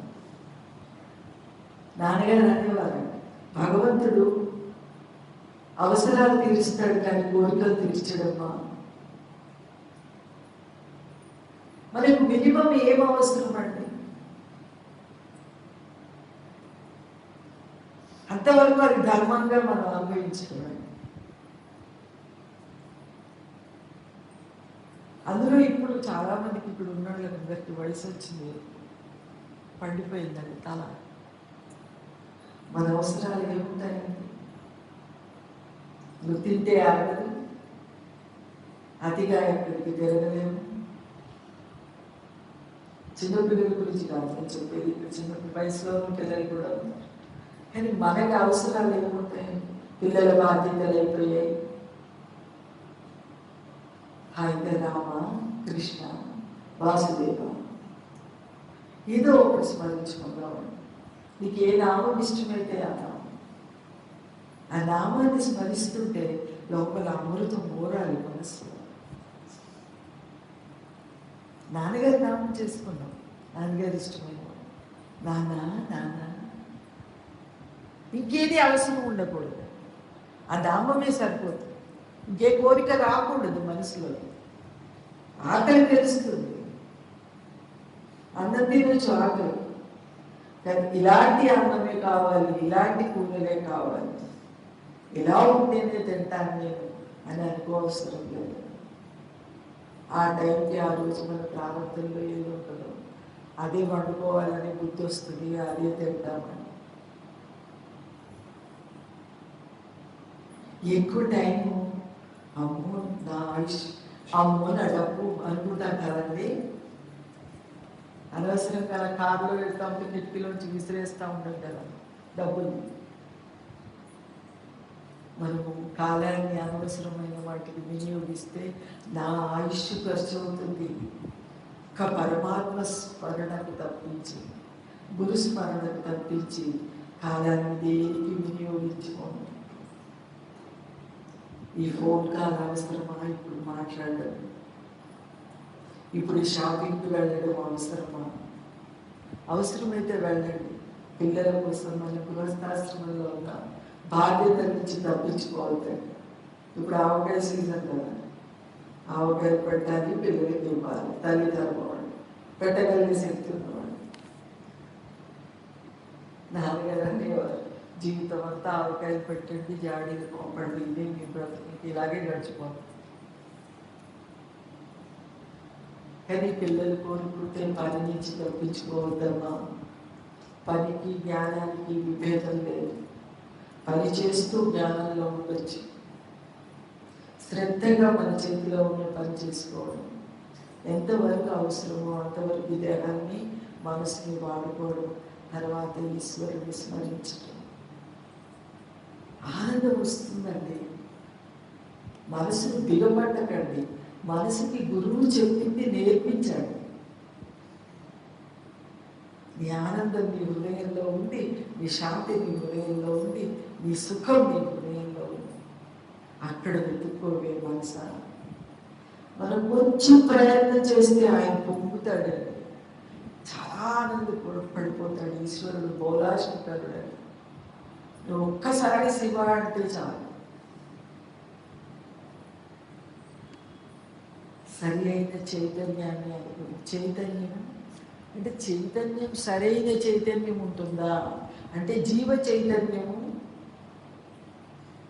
బ్రహ్మ చైతన్యం అండి. మనం జీవ చైతన్యం దగ్గర తృప్తి పడిపోతున్నాం. ఇవాళ వచ్చాం ఇక్కడికి అంటే దేహంలో జీవుడు తీసుకొస్తేనే వచ్చాం, మనసు తీసుకొస్తే, తలుపు వస్తేనే ఇక్కడ ఆనందించాము, మళ్ళీ ఇంటికి వెళ్ళిపోతాం. కానీ మన గమ్యము రూపనామాలు లేని చైతన్యం. మన గురువు మనల్ని అనుభవించమని బోధించింది రూపనామాలు లేని చైతన్య స్థితిని అనుభవించమని బోధించారు. అది లక్ష్యంగా ఉండాలి. తర్వాత సరి అయిన ధ్యానం, ఆ సరైన చైతన్యాన్ని అనుభవించాలంటే సరైన ధ్యానం చేయి. ధ్యానం సరిగా ఉండడం ఏంటండి అంటే ఇప్పుడు ఈ పైన చెప్పినవన్నీ మనం మనసుని ట్రైనింగ్ చేసుకుంటే ధ్యాన స్థితి ఒక్క చోట కూర్చొని నువ్వు ధ్యానించక్కర్లేదు. ధ్యానం నీ మీద వచ్చి పడిపోతాం. ధ్యాస భగవంతుడి వైపు వెళ్ళిపోతూ ఉంటుంది. ఏ పని చేస్తున్నా, ఇల్లు ఉడ్చుకున్నా, బాత్రూమ్ కడిగినా, వంట చేస్తున్నా, ఏం చేస్తున్నా అబ్బా భగవాన ఈ శక్తి నీది కదా, ఈ ప్రాణశక్తి నీది కదా, ఈ మానసిక శక్తి నువ్వు కదా, తలంపుల శక్తి ఆధారం నువ్వు కదా తండ్రి అంటుంటూ దాన్ని ఎరుకలో పెట్టుకొని పని చేసుకో. పనికి అప్పుడు అలసట కూడా రాదండి. నాన్నగారు అనేవారు కర్త లేని కర్మ చేస్తే అంటే భగవంతుడు కర్త అని గుర్తించి నువ్వు కర్మ చేస్తే శక్తి భగవంతుడిది అని పని చెయ్యి. పని మానకు సోమరితనం వస్తుంది. నీ ఇంట్లో పని, నీ దేహానికి అవసరమైన పని నువ్వు చేసుకో, కానీ చేసేది భగవంతుడు అనే ధ్యాసలో కనుక చేస్తేనండి నాన్నగారు చెప్పేవారు అలసట రాదమ్మా. శరీరం అలసిపోదు, మనస్సు అలసిపోదు, ఫ్రెష్గా ఉంటామంట. అప్పుడే స్నానం చేసి వచ్చిన వాళ్ళు ఎంత ఫ్రెష్గా ఉంటారో భగవంతుడు చేయిస్తున్నాడు దేహం ద్వారా అనే ధ్యాసలో పనిచేస్తే అంత ఫ్రెష్గా ఉంటాం. దానికి ఇప్పుడు మన ఇక్కడున్న భక్తులందరూ నిన్న నుంచి సేవ చేస్తున్నారు. రాత్రంతా వాళ్ళు పడుకోలేదండి, అలంకరిస్తూనే ఉన్నారు. ఎప్పుడో మధ్యరాత్రి ఇంటికి లేచిపోయారు.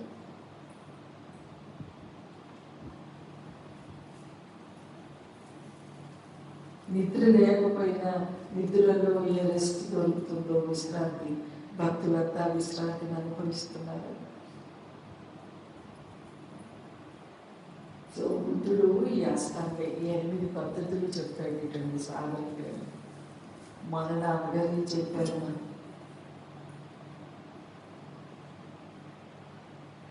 అమ్మ ఇవన్నీ బుద్ధుడు నాన్నగారు బుద్ధుడి గురించి చెప్తే బుద్ధుడే హీరో. ఇంకా ఈ సృష్టిలో బుద్ధుడు తప్పించి ఇంకొకళ్ళు ఎవరు కనిపించేవారు కాదు, వినిపించేవారు కాదు. మరి రాముడు గురించి చెప్తే రాముడు ఒక్కడే హీరో, కృష్ణుడి గురించి చెప్తే కృష్ణుడు ఒక్కడే హీరో. అంతా హైలైట్ చేసి చెప్పేవారు. దానికి ఒక భక్తుడు నాతో అంటున్నాడు, చిన్నపిల్లడి వయసులో ఎంత వండర్ఫుల్గా గ్రహించాడు అనిపించింది. నాన్నగారు మాట్లాడుతుంటే నేను విన్నానమ్మా, పుస్తకాలు చదువుకున్న నాలెడ్జ్ కాదనిపించింది నాకు. పుస్తకాలు చదువుకొని నేర్చుకుని చెప్పింది కాదు, హృదయంలోంచి అనుభవాన్ని తోడి ఇంటర్నల్గా తన అనుభవాన్ని తోడి మనకు చెప్తున్నారు. పుస్తకం చదువుకుంటే ఒక ఇన్ఫర్మేషన్ తెలుస్తుంది, బుద్ధుడి గురించి చదువుకుంటే బుద్ధుడి గురించి తెలుస్తుంది, రామాయణం చదువుకుంటే రాముడి గురించి తెలుస్తుంది. కానీ అన్నిటి గురించి అలా చెప్పగలరండి గురువు? ఒక గురువు ఒక్కరే చెప్పగలరు. ఎందుకంటే ఆయనకు అనుభవం. ఆయన రాముడై ఉన్నాడు, ఆయన కృష్ణుడై ఉన్నాడు, ఆయన బుద్ధుడై ఉన్నాడు, ఆయన లోకమై ఉన్నాడు. మన ఇంట్లో మనం మొత్త స్త్రీలం కదండి, నాన్నగారు ఇంట్లో ఎలా ఉండాలి, ప్రవర్తించాలి అనే విషయం కూడా మనకు చెప్పారు.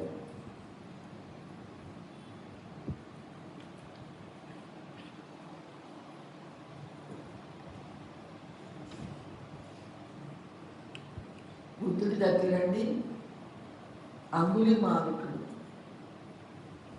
అని వారు ఉండేవాడు. పూర్వం బుద్ధుడు ఒక అడవిలో ఉండండి, అంటే ఒక ఊరి నుంచి ఇంకో ఊరికి ప్రయాణం చేస్తున్నప్పుడు మధ్యలో అడవులు వచ్చాయి కదా, ఆ ఊర్లో వాళ్ళు బుద్ధుడికి చెప్తారండి, ఈ అడవి గుండా ప్రయాణం చేయొద్దు మీరు, అక్కడ అంగుళిమాలుడు ఉన్నాడు, వాడి పని ఏంటంటే తోవన వెళ్ళే ప్రయాణికులను పట్టుకొని వాళ్ళ బొటన వేలు కట్ చేసి కత్తిరించేసండి, అది మాలగా కూర్చుకొని వాళ్ళని చంపేసి వాళ్ళ బొటన వేలు తీసి మాల చేసుకొని తన మెళ్ళో వేసుకోవాలి. అది అంగుళిమాలికుడు చేసే పని. అయితే ఆ ఊరి వాళ్ళు చెప్తారు, వెళ్ళొద్దు తండ్రి మీరు ఇక్కడ, ఆ లోపల వాడు ఉన్నాడు, మిమ్మల్ని కూడా చంపేస్తాడు. బుద్ధుడు అలా వెళ్ళిపోతున్నాడని వాళ్ళు చెప్తున్నారు. బుద్ధుడు ముందుకు నడిచేస్తారు. ఈ వెనక ఉన్న వాళ్ళు కొంతమంది భయపడ్డారంట. మా గురువు గారు వెళ్ళిపోతున్నారు, వెనకాల మేము వెళ్ళక తప్పదు, ఎవరు రాక్షసుడు ఉన్నాడు చంపేస్తారని చెప్తున్నారు. బుద్ధుడు నడిచి అడవిలోకి వెళ్ళిపోతే కొంత దూరం వెళ్ళేసరికి అంగుళిమాలు కూడా వస్తాడట. వచ్చి ఆగు అని బుద్ధుడు అన్నాడు. ఆగు అంటే బుద్ధుడు ఆగలేదట, నేను నడిచి వెళ్ళిపోతున్నాడు. అదేంటి మొట్టమొదటిసారి ఒక వ్యక్తి నాకు భయపడకుండా అలా వెళ్ళిపోతున్నాడు. మొదటిసారి అతనికి లోపల మనసు మీద తిరిగిందంటే ఏంటి ఈయన భయపడట్లేదు. ఇంకొంచెం దూరం వెళ్ళిన తర్వాత ఆగు గట్టిగా చెప్పాడు. అప్పుడు కూడా బుద్ధుడు ఆగలేదు, వెళ్ళిపోతుంది. మూడోసారి నీకే చెప్పేది, నిన్నే ఆగమంటున్నాను, ఆగు. అప్పుడు బుద్ధుడు ఒక మాట చెప్తారు, నాన్నగారు చెప్తారు, నేను ఎప్పుడు ఆగిపోయాను, ఆగవలసింది నువ్వు. అంటే నా మనస్సు ఎప్పుడో ఆగిపోయింది, కానీ ఇప్పుడు నీ మనస్సు నన్ను చంపమంటుంది. ఆగాల్సింది ఎవరు? నువ్వు ఆగాలి, నీ మనస్సు ఆగాలి, నువ్వు ఆగిపోవాలి. వెంబడే ఆ వాక్కుతోటి అతని మనస్సు మారిపోయిందండి. మహాత్ముల శక్తి అంటే అదండి. లోపల ఉన్న గుణము, చంపాలనే గుణం సాత్వికంగా మారిపోయిందండి. మారిపోయి గురువు పాదాల మీద పడిపోయాడు.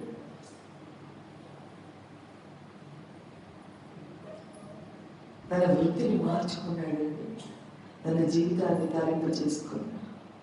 ఇంకొకటి చెప్తాను, నాన్నగారు బుద్ధుడు ఇలా నడుస్తూ వర్షం పడుతుందటండి. పడితే బుద్ధుడు రోడ్డుకి ఇటుపక్కున్నారంట. ఎదురుకుండా పూర్వకాలం సైకిల్ మీద అన్ని, ఇప్పుడు కూడా పల్లెటూళ్ళలో సైకిల్ మీద పెట్టుకొని అన్ని అమ్మగారిని తీసుకొస్తుంటారు, ఏవో చిన్నపిల్లలు తిరుబండారాలని. ఒక అతను ఆ సైకిల్ మీద పెట్టుకొని తిరుబండారాలని పట్టుకొస్తున్నాడు. వర్షం పడుతుంది, వర్షం పడుతుంటే తడిసిపోతాయని సైకిల్ పక్కకు ఆపేసి ఆ బుద్ధుడు ఎదురుకుండా రోడ్డు కట్టు పక్క చూడు కింద నిల్చున్నాడు, నీళ్ళు పడక వారం తిట్టుకుంటున్నాడు. ఈ వర్షం వచ్చింది, నేను ఇప్పుడు వస్తువులు అమ్ముకోలేను, వస్తువులు అమ్ముకోలేకపోతే డబ్బులు రావు, డబ్బులు రాకపోతే సాయంత్రం ఇంట్లో వాళ్ళకి భోజనం ఉంటుంది, ఈ వర్షం పడుతుంది అని వర్షాన్ని తిట్టుకుంటున్నాడు. తిట్టుకుంటే బుద్ధుడు ఆయన చూశాడు. చూసి అతన్ని కేక్ అయ్యండి అని శిష్యులు చెప్పి తీసుకుంటాడు. అప్పుడు వాడు రోడ్డు దాటేది బుద్ధుడు పిలుస్తున్నారు, మిమ్మల్ని పిలుస్తున్నారు మా గురువు గారు అని చెప్తే వస్తాడు. వస్తే బుద్ధుడు అతనితో అంటాడు, నువ్వు ఈరోజు ఈ సైకిల్ మీద సామాన్ అమ్ముడుకోలేదు, ఇంట్లో వాళ్ళకి తిట్టలేదని ఆలోచిస్తున్నావు, 2 రోజుల్లో నువ్వు ఈ భూమి మీద నుంచి వెళ్ళిపోతావు, నీకు మృత్యువు రాబోతుంది 2 రోజుల్లో, ఇంకా 2 డేసే టైం ఉంది. వెంబడే ఆయన సైకిల్ కూడా అక్కడ వదిలేసి ఇంటికి వెళ్ళడానికి బుద్ధుడి పాదాల మీద పడి, అబ్బా నన్ను 2 రోజుల్లో నన్ను ధరించే మార్గం చెప్పాడు. ఎంతో కొంత ధరిస్తున్నారు.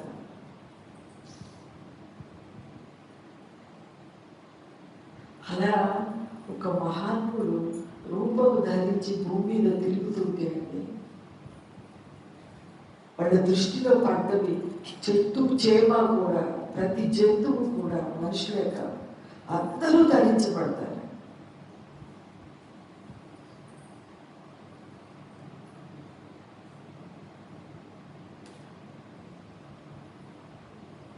దయకి స్వరూపం అమ్మ బుద్ధుడు.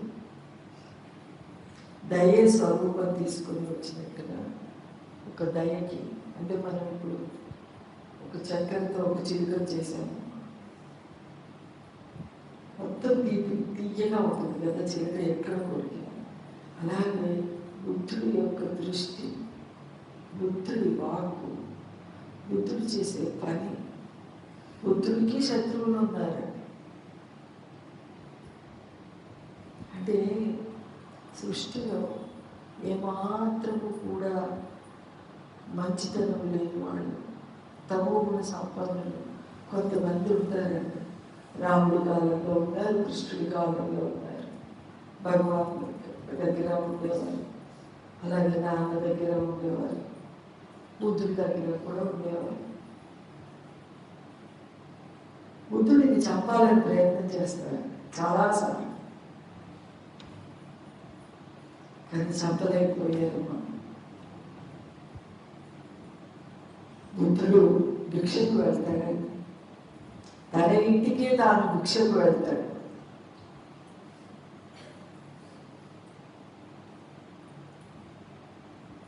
ఎంత నిరహంకార స్థితి అది.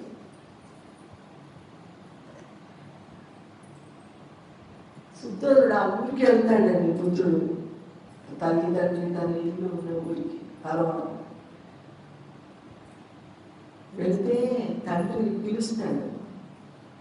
పిలిస్తే భిక్షకైతే వస్తానంటే, సరే భిక్ష కోసమే రా, వస్తే చాలా కొడుకు నేను ఉంటుందండి.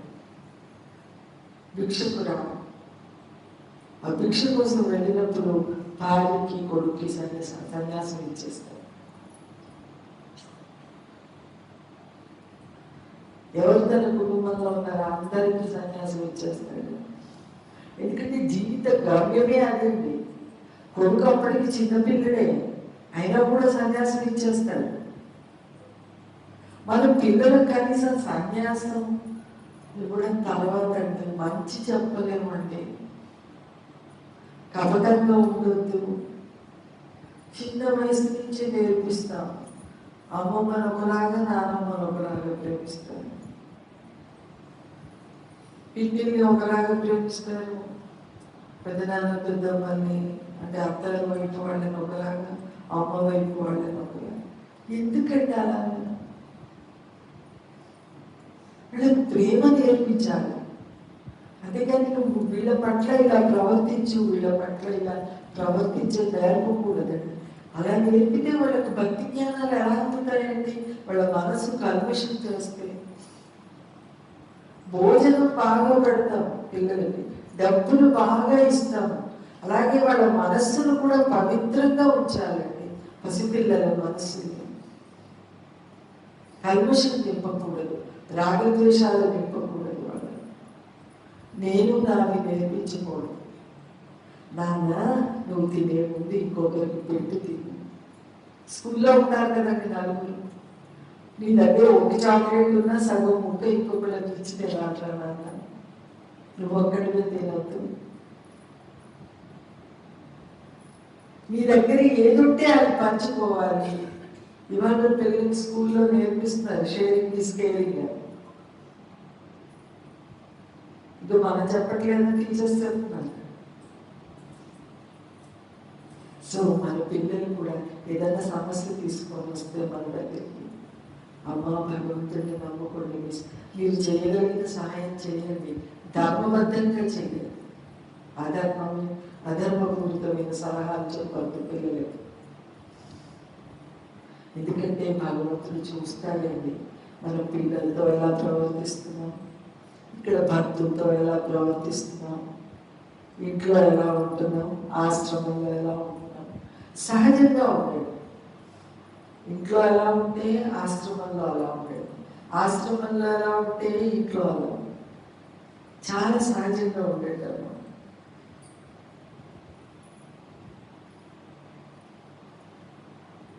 సో నాన్నగారు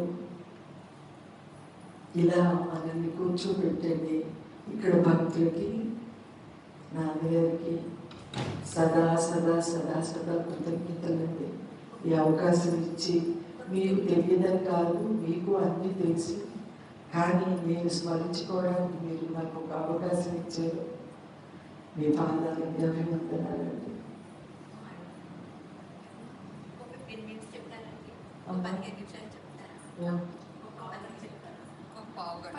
అలాగే అక్క పాట పాడమన్నారు, పాట పాడు.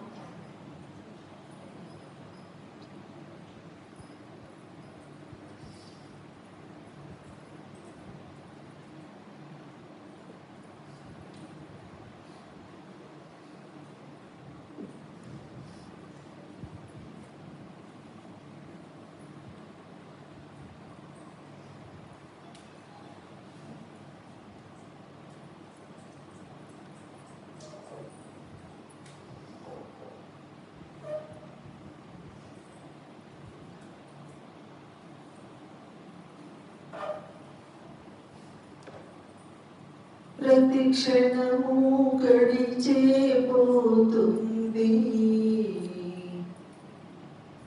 నా భగవానుని జాడే లేదు.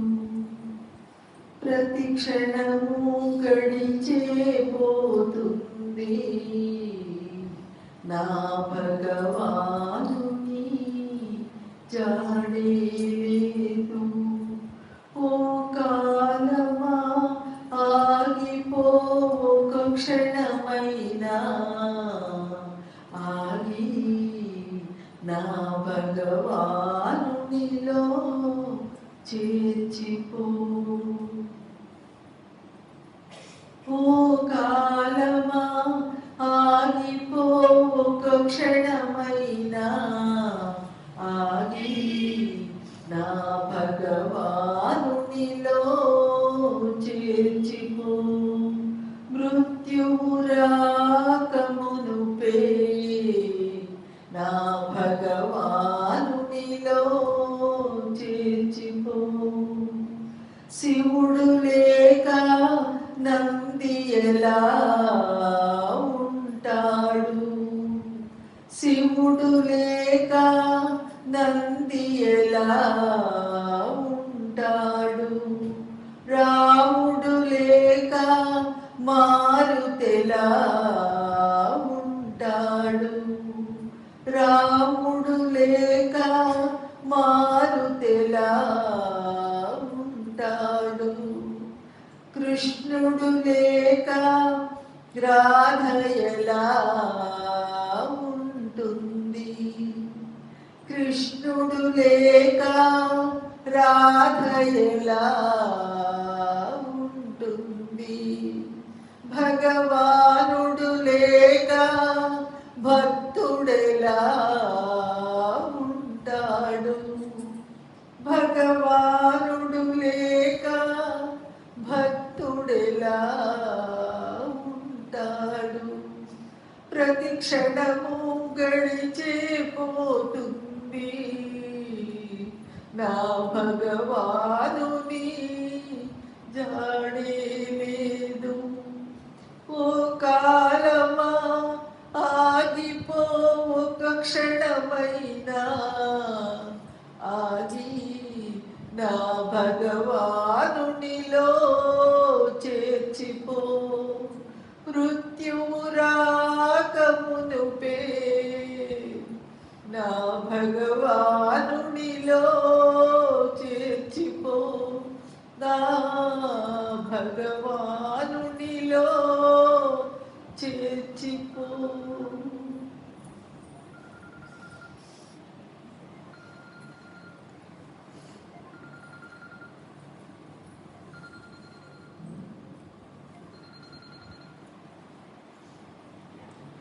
నీకు నాకు బంధమేమో తెలియదయ్యా,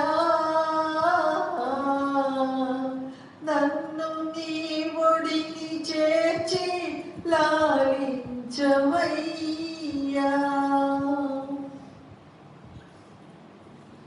నీకు నాకు బంధమేమో తెలియదయ్యా, నన్ను నీ ఒడిని చేర్చి లాలించవయ్యా.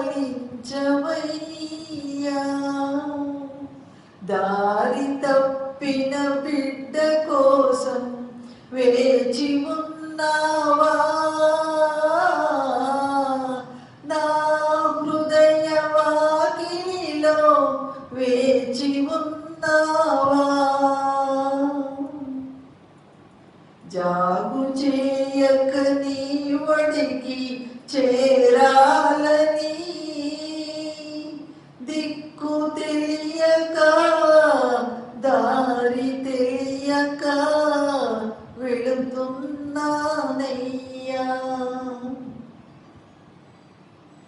దారి తప్పిన బిడ్డ కోసమే నాన్నగా వెలిశావు రమణయ్యా, నాన్నగా వెలిశావు రమణయ్యా.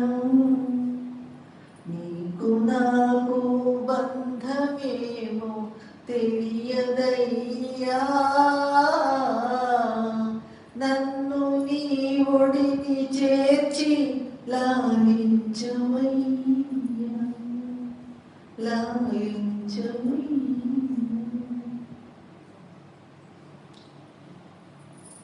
ఇంకొకటి పాడతానండి. ఇవి పాటలు అర్ధరాత్రి మెలకు వచ్చేదండి.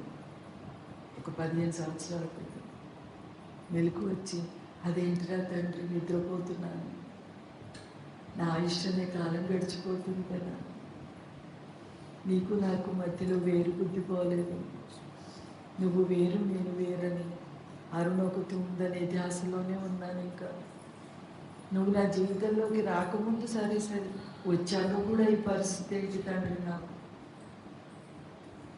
నువ్వు జిన్నూరులో ఉన్నావు అనుకుంటున్నాను, నేను హైదరాబాద్లో ఉన్నాను. ఇది తప్పు కదా తండ్రి, ఈ భావన తప్పు కదా అని వెక్కి వెక్కి ఏడ్చేసేదాన్ని. ఏడ్చినప్పుడు ఈ భావాలు అలా పాటగా వచ్చి ఒకదాన్నే అర్ధరాత్రి పాడుకునేదాన్ని. ఏదో కలం పెట్టి రాసింది కాదండి. అలా పాడుకొని ఆ పాటగా అది నాన్నగారు ఒక పాట పాడతావా ఎవరు మన అడిగినట్టు.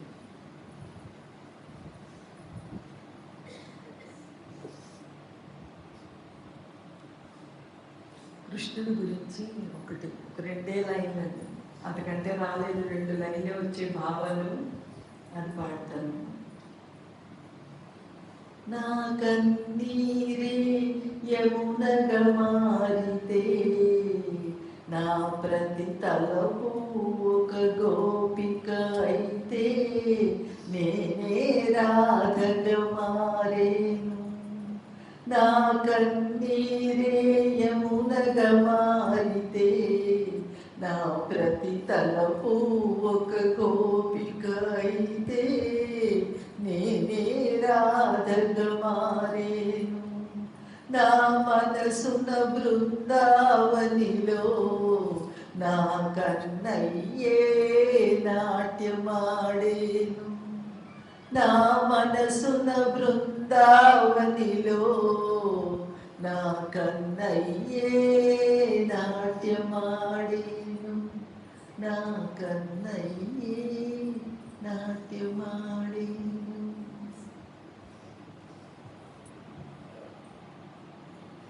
థ్యాంక్ యూ సో మచ్ అండి. Love you all. ఇంకేం చెప్పాలి?